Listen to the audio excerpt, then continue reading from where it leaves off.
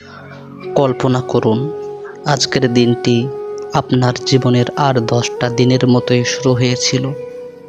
আপনি আপনার সামনের সপ্তাহের পরিকল্পনা করছেন, বন্ধুদের সাথে আড্ডা দিচ্ছেন অথবা অফিসের কাজে ব্যস্ত।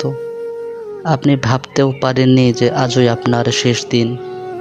আজরাইল আলাইহিস সালাম যখন সামনে এসে দাঁড়ালেন, তখন আপনার সব পরিকল্পনা, সব দম্ভ আর সব ব্যস্ততা 1 সেকেন্ডে থমকে যাবে।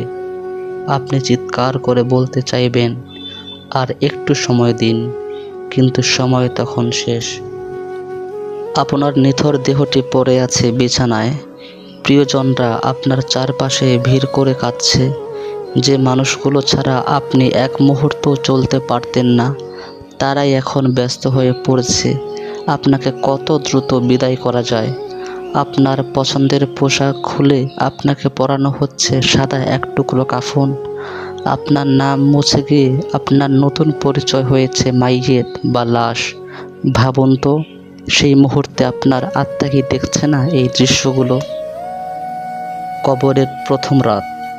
সবচেয়ে কঠিন মুহূর্তটি তখন আসে যখন আপনাকে অন্ধকার কবরে নামিয়ে দিয়ে আপনার আপনজনরা একে একে ফিরে যায়।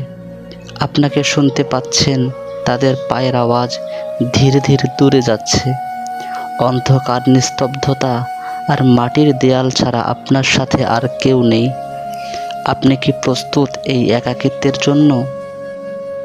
যে আখিরাতের কথা শুনে আপনি বারবার এড়িয়ে যেতেন, আজ আপনি ঠিক সেখানেই দাঁড়িয়ে। আপনার জীবনের সব আমল এখন একটি খাতার মতো আপনার সামনে।